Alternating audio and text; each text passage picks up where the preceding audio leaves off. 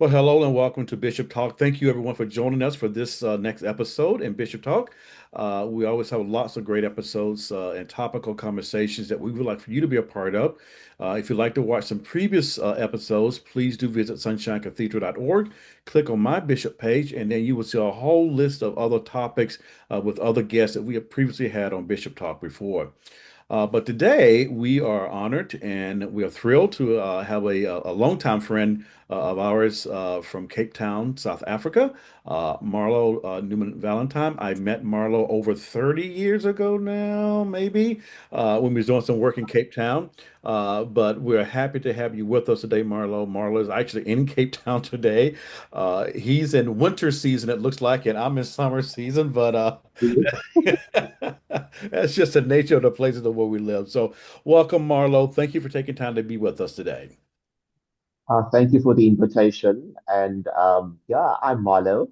And as thank you for the warm welcome, Robert and Daryl. So I represent an organization called Inclusive and Affirming Ministries, and we are located in Cape Town, South Africa.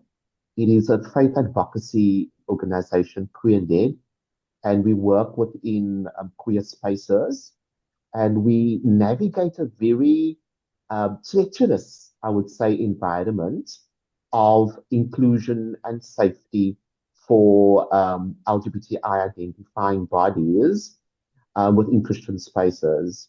My path crossed, as Robert said, over 30 years ago when I was part of Metropolitan Community Churches, and I was a lay pastoral leader at the Good Hope Metropolitan Community Church in Cape Town. So that's where our connection comes from. Inclusive and Affirming Ministries, or IAM, has been in existence for 30 years. It's actually our 30th year anniversary this year. And so we work to eradicate um, homophobia, biphobia, transphobia, queerphobia within Christian spaces. We work with mainstream denominations, and that is from the Anglican denomination, Methodist, Presbyterian, the Uniting Reformed Church, the Dutch Reformed Church within South Africa, and other denominations.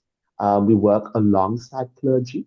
We work alongside the leadership in terms of policy reform, policy transformation, but we actually work on the ground where we work with LGBTI people as well, reconciling their faith and sexuality, demystifying the perverses that is normally used to weaponize queer people.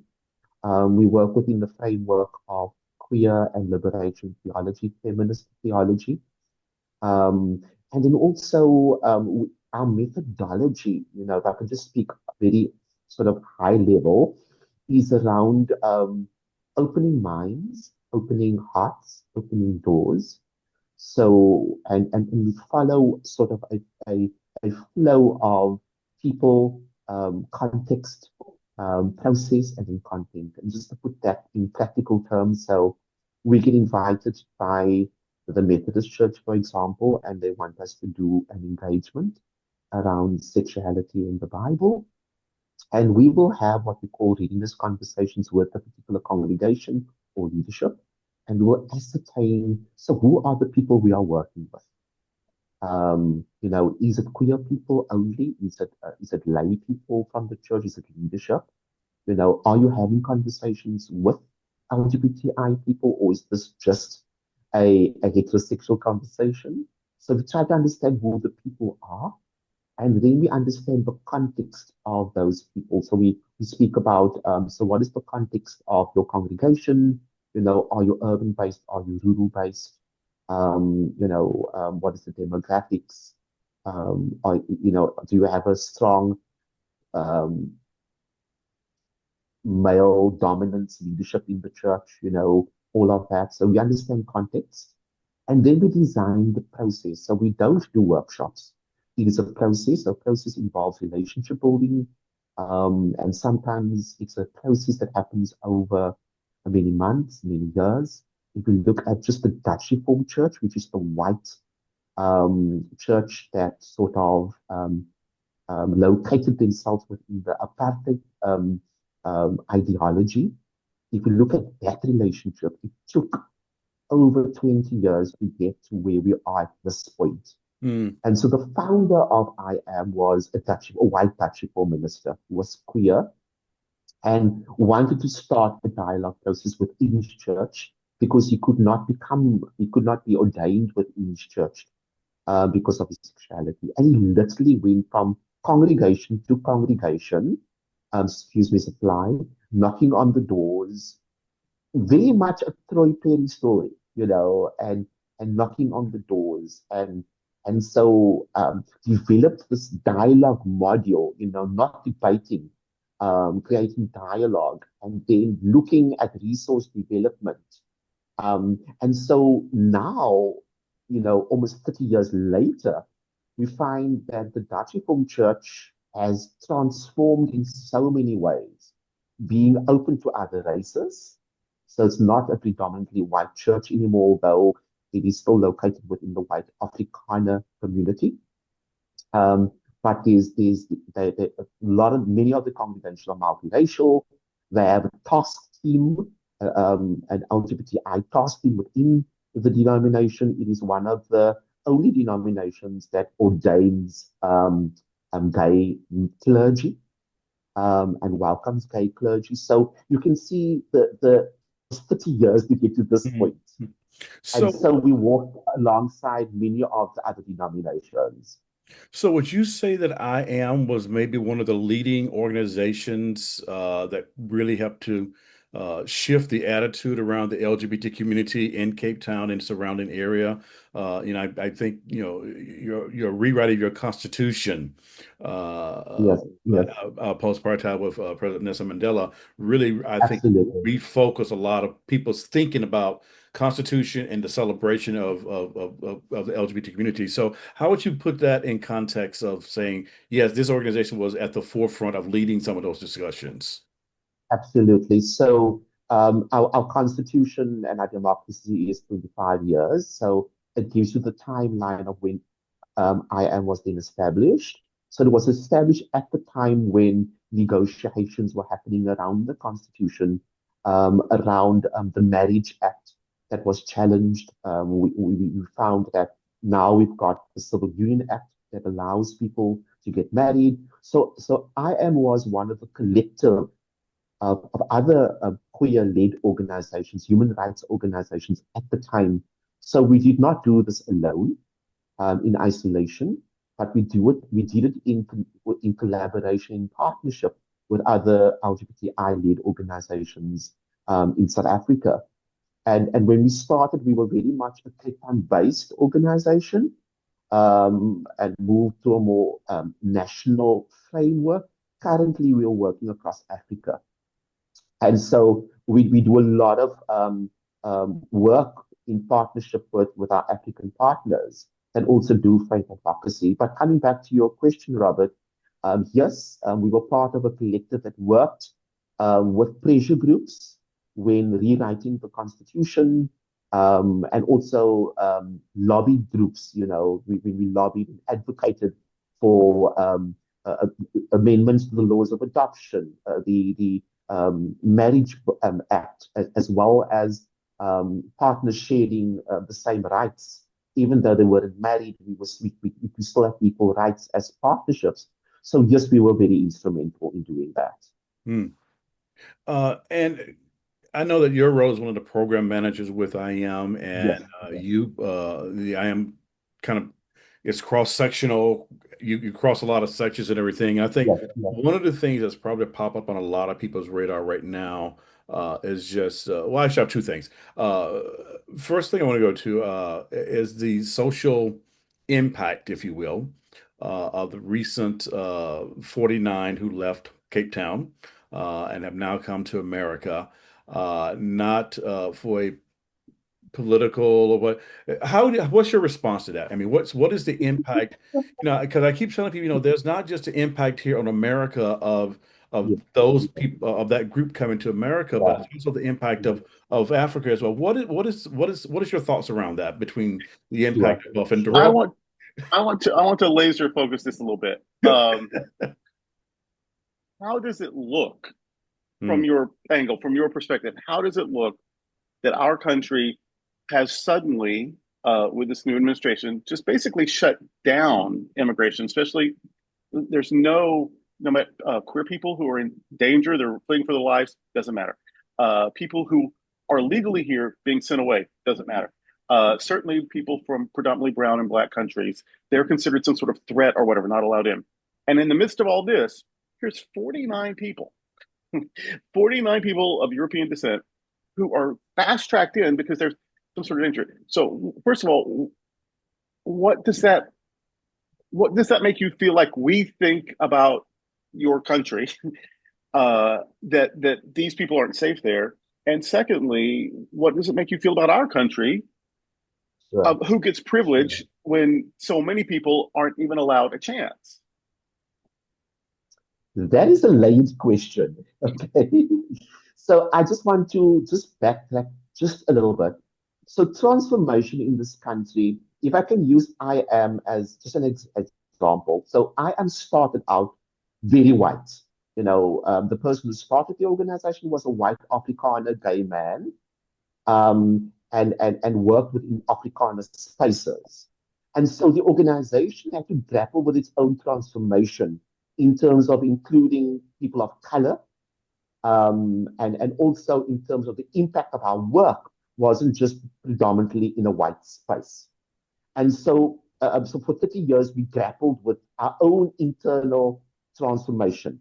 Now, saying this as a person of color, as a brown person who has gone through apartheid, my parents and my grandparents were disenfranchised of their own home, moving from an area that was an open area, very affluent area, is close to what is one of the most expensive areas in Cape Town.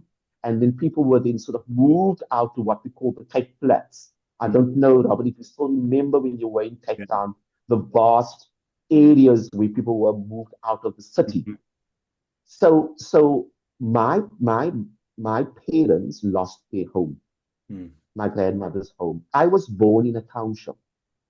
My brother was born in the family home. I was born in a township, a government built area for people that looked like me. So then we lived in areas that it was either for brown people, black people, Indian people, white people. So in terms of apartheid, millions of people lost their land. Millions of people lost their homes, the communities, the churches they went to, the schools they went to.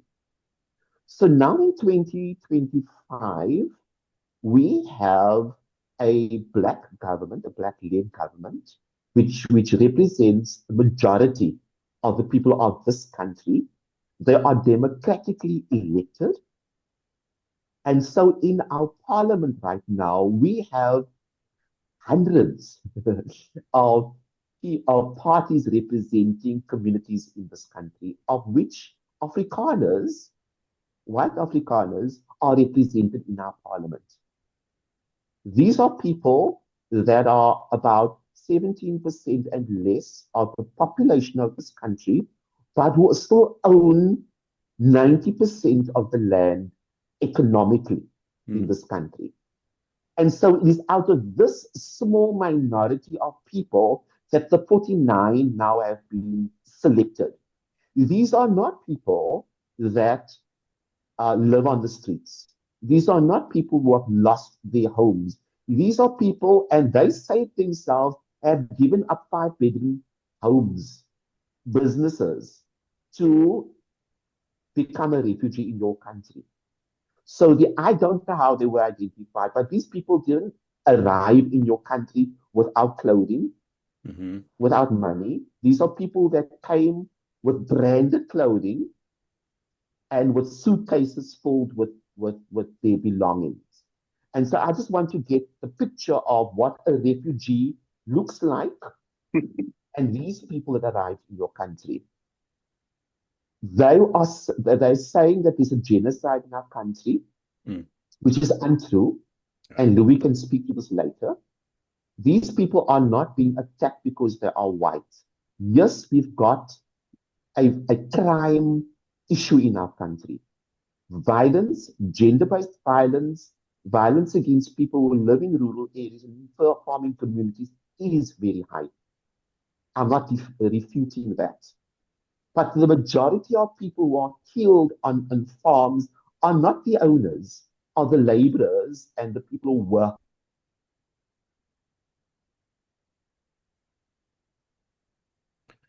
I think we've had a little small internet connection between us and our friend Marlow in Cape Town, and I'm just going to keep talking here as he's probably going to have to go out and come back in.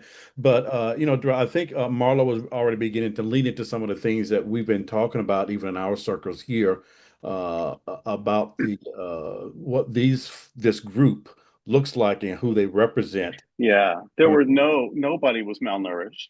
Yeah, Nobody was, had visible scars or bruises or these are people who flew comfortably, were welcomed when they got here. They look like any tourist, yeah, not like refugees. They yeah. didn't have to spend a night, in a camp. They weren't put in, some sort of shelter. They just, they had photo ops where they posed. They weren't candid shots from a journalist. They posed in front of camera. Yeah, I mean, these to call this refugee is an insult to people who are refugees who are fleeing for their lives, and these people uh, they might be trying to protect their privilege or their comfort, but they are not fleeing for their lives. Yeah, and I appreciated Marlowe's description of what a refugee looks like, Mm-hmm. and this is what we have seen, you know, time and time again for people who are fleeing for their lives from countries where things are on the line. And so this is, I appreciate the description. And for those who were describing what Marlowe was talking about, his hometown, there's Cape Town, and then he was born out in a township. And when I was there many years ago, we visited one of those townships, and I would probably say the equivalent of a township at that time in Cape Town would probably look like one of our southern towns in Alabama that's out in the country or something along those lines. And so, but to hear him talk about, having his mother and his grandparents, be removed from where they were to basically one of these settlements, the government settlement is Would what. it be similar to, back in our day, people who were just uh, kept in the margins intentionally by they would live in what we call the river bottoms. Yeah. Is that sort of thing? That sort of thing, or we think of like the worst of the projects that we may have, people may grew up in the project, and it was that kind of a township. And so, and clearly Marlowe is, is a bootstrapper, and he has definitely made his advances in his social organization with the IM organization. And so I think that's one of the important things about having a Marlowe on the ground to give it to us from his perspective and what he's seeing and what that looks like of what's happening there versus what's happening here and the misrepresentation that they're giving people about their status and the genocide and everything. And it shows how problems are generationally perpetuated. Yeah, they got rid of apartheid, the legal apartheid. We got rid of Jim Crow, but that doesn't mean the next day everything is equal and wonderful and easy and equitable. That 17% own 90% of the wealth. That's the continuation of apartheid. The laws have changed, Yeah. but the power dynamics haven't changed as much, Yeah. and the economic dynamics have hardly changed at all.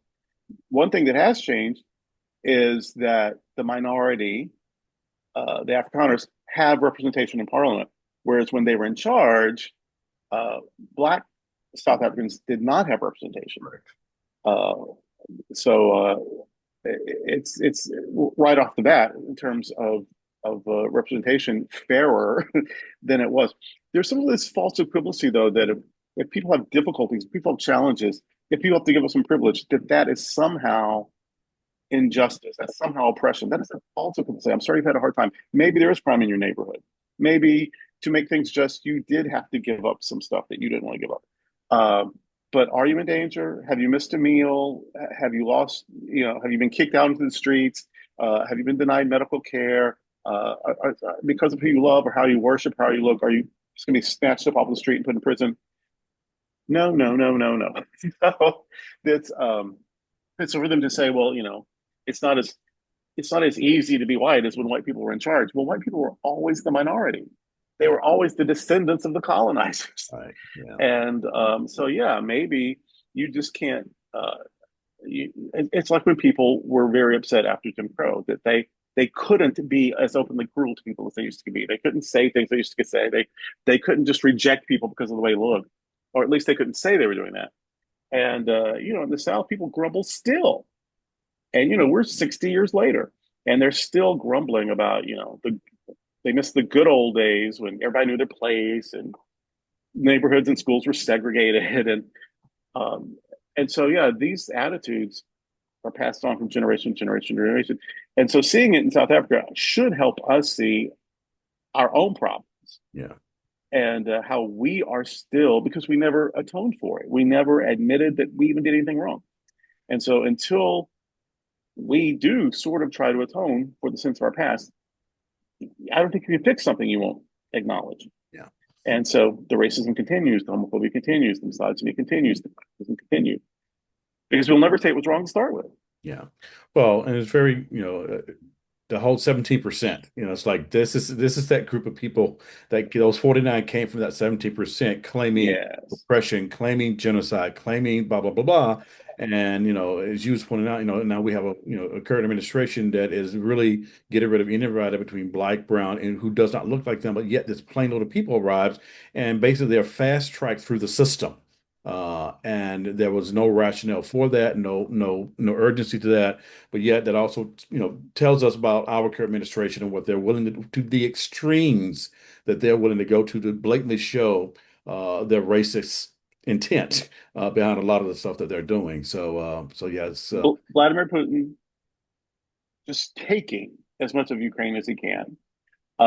People dying because they resist his aggression. Palestine and Israel, that's just a big, ugly mess. And yes, Hamas, horrible for snatching those people back in October a couple of years ago. And yes, the Netanyahu government bombing hospitals and schools. It's just ugly on every side. yeah, And but we never heard the word genocide. right, Uh, but if there's, so they use the word genocide is so offensive, I think. And even if there is crime, of course there's crime. There's crime here. yeah, But that's not organized by the government. right, That's not genocide. And like he said before he cut out, it's not the farm owners, it's not the land owners who are suffering. They've got security systems. It's the workers. right. It's the people working for hourly wages, or maybe migrant workers just moving from farm to farm, whatever. They're the ones that the villains, Yeah. have access to and attack. So it's not even the ruling class, as it were, the wealthy class that are suffering. It's like always, it's the working class people. Well, and this is clearly a topic that people need to be as informed on as possible, and not just relying upon one set of news media outlet or one person's take on the whole situation. And so, I think definitely for this is certainly an intent impact situation that is clearly here, and it's there's an impact on both sides, and it's not clear the intent is what. The minority is wanting to say that it really is. So I think you just have to be informed as much as possible. And Marlowe has like a job that he loves, a job that makes a difference in the world. He's passionate. He's an activist, but that he grew up in conditions, no fault of his own. His grandmother owned a house. His parents, the next generation grew up in the house. His older brother was born in that house, and then suddenly, just the house and land are gone, just repossessed to make room, I guess, for the African minority, but they were in charge. And now we didn't get to talking, but I assume that with the new constitution, with abolition of apartheid, I assume they just didn't give all that back to the original owners. Yeah. I assume, what I mean? Like I assume it wasn't perfectly equal reparation. And so Right. people are still benefiting. Yes, we stopped it, but we are still benefiting. A lot of the super wealthy countries, families of this country, built their wealth with free labor. And so, yeah, now they've passed on their wealth. Oh, we don't do that anymore. We don't enslave people. We don't. That would be wrong. And yet, the reason you were super wealthy is because you built an empire Yeah. with labor you didn't have to pay. And so, yeah, the benefits of that last forever. Yeah. And so, yeah, that his family was displaced. And now, of course, people want their lives to get better. And so there's going to be political battles, and people who are desperate are going to act out in ways that, we wish they would maybe, but that is still not governmental oppression. And that is still, in lots of ways, the karma Right. that continues from apartheid. Yeah. And so, yeah, I mean, I'm sure there are difficult moments and difficult conversations, and but that is not refugee status, especially when people will be killed for being trans. Right. People will be killed or imprisoned for being gay. Uh, People are running for their lives. They live in a war zone or in a famine, and they are honestly just trying to find a way to survive.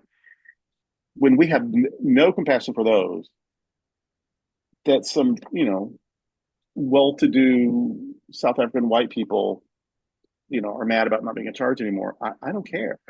That you you're not a refugee, and you certainly aren't the victim of genocide. Go figure.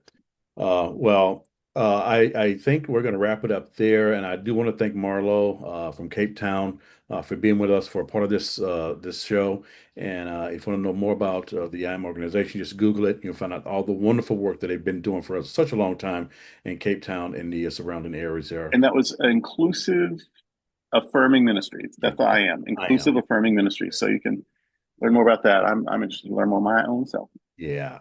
So thank you for watching with us today, and we'll get Marlo back again for another episode to pick up where we left off, because this is certainly going to be an ongoing conversation for quite some time now. So thank you, and have a great day. Take care. Bye bye.